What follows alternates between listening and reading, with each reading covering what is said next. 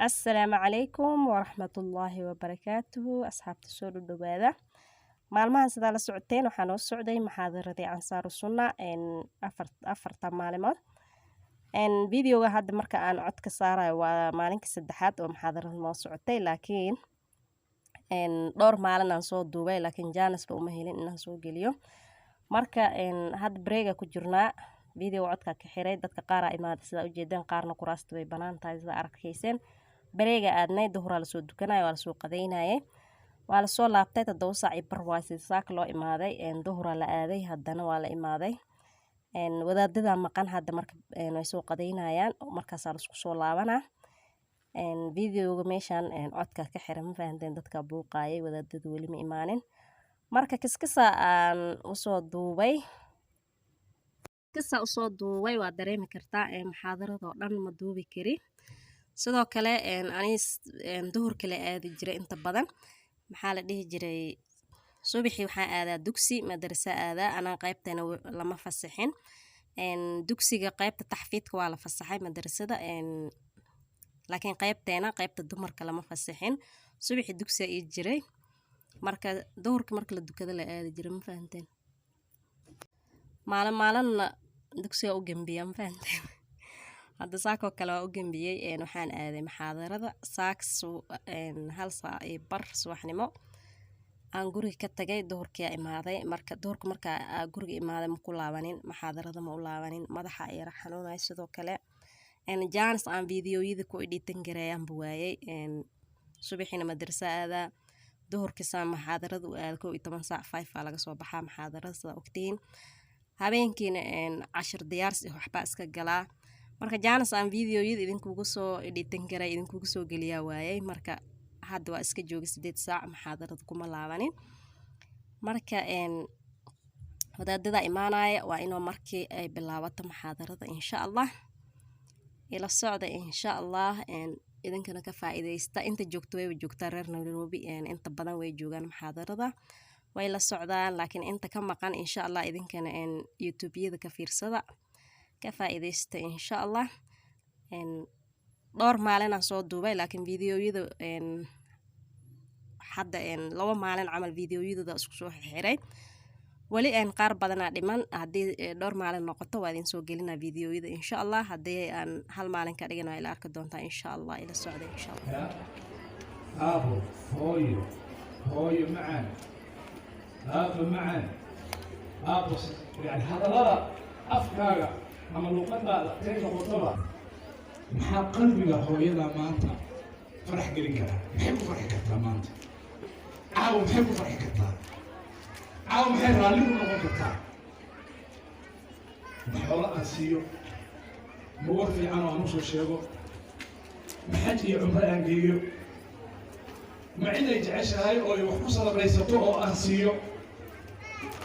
ma meel ay jeceshahay inay booqato aan geeyo magaari iyo diyaarad iyo cid kaleeto meel ay ku raaci lahayd oo ay caaw jeclaan oo aan u geeyo rida rabbi fi rida alwaalid hadaad si kale gaar ahaan hooyada waxaan ka soo qaadayaa 2-3 tusaaleyaalkii horena mid baan ka soo qaaday taadoo taqaana tusaaleyaalka maantana mid baan ka soo qaaday waaqaca maanta وويس القرن النبي عليه الصلاة والسلام بسمع أرك وأصحابه مش الشيء وحوي النكاس وحوي اللي من دونا تذكر هذه ما كي من دار هو هذين هو يدي سفاره هو وحوق اللي عذر كبرس كذا يراهو تعالي هو يدي يبار إنما ذي إلهي بعافية يا أبو هوي معان ابو يعني هذا لا افكار اما لقطه كيف خطبه maxaa qalbiga hooyada maanta farax gelin kara maxay ku farxi kartaa maanta maxay ku farxi kartaa maxay raalli ku noqon kartaa xoolo aan siiyo ma war fiican oo aan usoo sheego ma xaj iyo cumro aan geeyo ma cid ay jeceshahay oo ay wax ku salabraysato oo aan siiyo ma meel ay jeceshahay inay booqato aan geeyo ma gaari iyo diyaarad iyo cid kaleeto meelay ku raaci lahayd oo ay caaw jeclaan oo aan u geeyo rida rabbi fi rida alwaalid hadaad si kale ogto gaar ahaan hooyada waxaan ka soo qaadayaa laba saddex tusaaleyaalkii horena mid baan ka soo qaadi haalooda taqaana tusaaleyaalka maantana mid baan ka soo qaadi waaqaca maanta uways alqaran nabigu calayhi salaatu wasalaam isagoon arag waa asxaabta usii sheegay wuxuu yidhi ninkaas wuxuu idinla iman doonaa dadka reer yaman ka imaan doona wuxuu ahaa nin hooyadiis baari u ah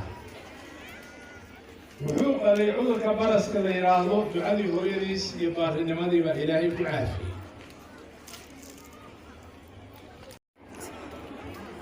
bismillah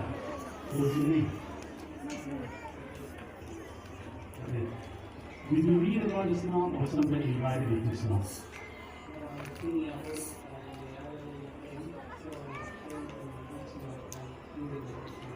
How people behave.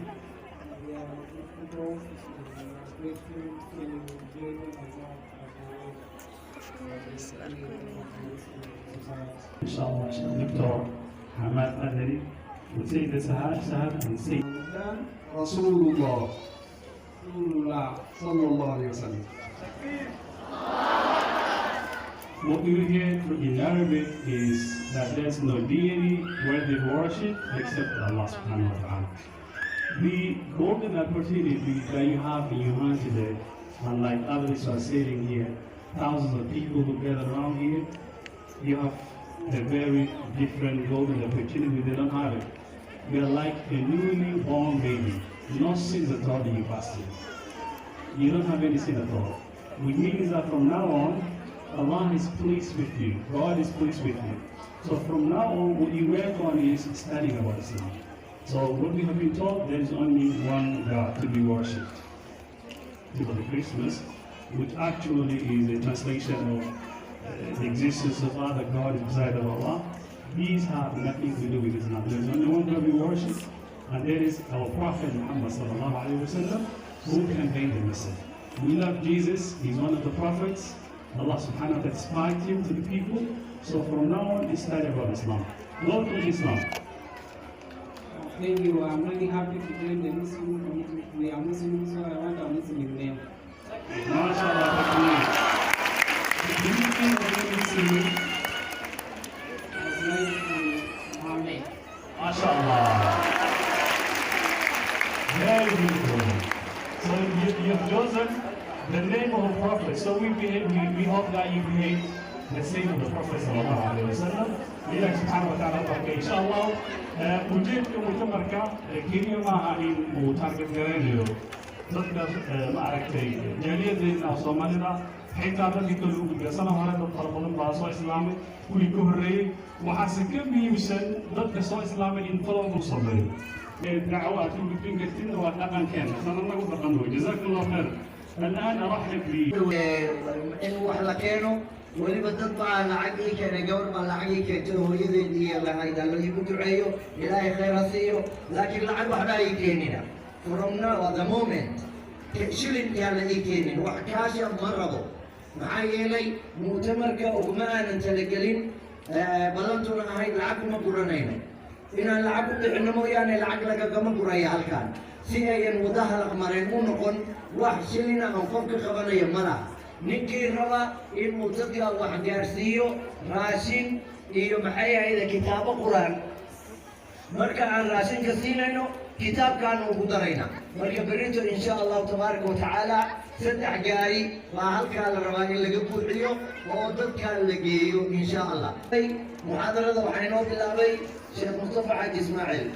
waan taqaanaano English inuu yaqaano in kale oo English speaker iska way waxa ku xigay Sheekh Maxamed Sheikh Usman English speakers way oo English ku hadla waxa ku xigay doctorka Sheikh Maxamed Idris la ku xigay asayna berito aad baran doontaan insha Allah hada professorka waa arkayseen wax English uu ku hadlay ana bala yaabay kan nooceed waaya marka tan fureynay mu'tamarka waxaan ku bilaabanay aayadda qur-aanka ahayd wadakir fa ina dikra tanfacu lmu'miniin marka waxaa muuqata aqbal iyo ijaabo ilaahay subxaanahu watacaala dadkii waa shaqeeyeen hanuunkii baa sare maray wacdigii iyo waanadii bay qaateen magaaladii baa la galay hadda shirka waad aragtaanoo waa camiran yahay meela kala fadhiista ma laha ilyartii baa isqabatay taana waxaa noo raac maantii nooga raali noqdo dee dumarkana waxaan oran lahaa antiida faraha badan oo guryaha joogta antiyu baad ku haysaan anigu waxaa antii habaryar iyo eedo inay ahayd laakiin middan yaroo antiida la leeyahay weliba kuwa dayacan baa jira oo dukaanada u badan oo maxay ahaydaye aad iyo aad u gaajaysan oo rafaadsan waxay intaanu kala maqneen brofesor noqday baa anigu ku wareejinaya hawshanna shaqadiisa dardaaran hawsha ah inooga tegey kadibna kelimad sheekh marti oo noo joogo caraba baan 20 daqiiqa siinaynaa insha allah oo duyuftii musaabaqada aan u yeernay ah umaanta u dhegaystayaana laga tegin waa nin idin jeceliisa عشت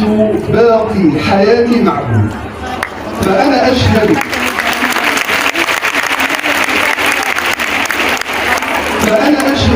والله ثم والله أني ما رأيت مثلكم المقام بينكم يطيب والحياة بينكم تحلو أنا جئت من مصر وحقيقة أشعر كأني ما غادرت بلادي أقيم بين أهلي وإخواني أحبتي أنتم أهل فضل وأهل كرم وأهل علم وأنا ما توقعت منذ أن قررت أن أسافر إليكم أن أرى مثل هذا الكرم ما توقعت والله ما تخيلت حقيقة أن أرى هذا الفضل وأن أرى هذا الكرم أن أرى الجنرال كتب له القبول بين أهل الأرض والسماء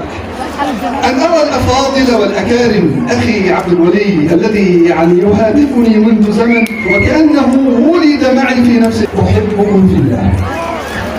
وأخبركم أني حينما سأرجع إلى بلادي سأتحدث عن الخير الذي رأيت سأخبرهم أن هنا مسلمون بحق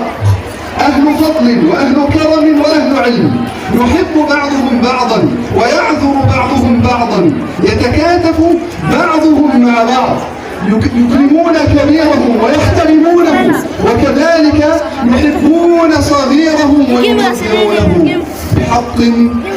أنتم مسلمون وكلمة الإسلام تعني الخير وأنتم جمعتم الخير أسأل الله تبارك وتعالى أن يديم الخير على أهل هذه البلاد وأن يحفظ هذه البلاد وأهلها وأن يمتعكم جميعا بالصحة والعافية وأن يجعل فيكم عز الإسلام والمسلمين دينك دينك إنما هو لحمك ودمك أخرج الإمام أحمد رحمه الله في كتاب الزهد له عن الحسن البصري رحمه الله رحمة واسعة أنه قال يا ابن آدم دينك دينك إنما هو لحمك ودمك فإنه إن يسلم لك دينك يسلم لك لحمك ودمك وإن لم يسلم لك دينك لم يسلم لك. asxaabta haddana muxaadarada way soo dhammaatay xaafadda la kala aadaya sida ujeedaan kuraasti waa la baneeyay hoolka meesha laba albaabay leedahay dadna albaabkaasi ka baxayaan dadna albaabka kale ka baxayaan qaybta hartay fiidiyoyadan waa idin soo gelin doonaa insha Allah haddii aan hal maalin kasoo dhigi karo fiidiyoyada waa kasoo dhigaya haddii aan ka dhigi waayin dhowr maalin idin soo kala gelinaya insha Allah بس أنا حرت علماء الله كأجرسيو جسد جنة الله كدقو أنا سدا مشاء كلنا إلى جنة سنو كل مية. السلام عليكم.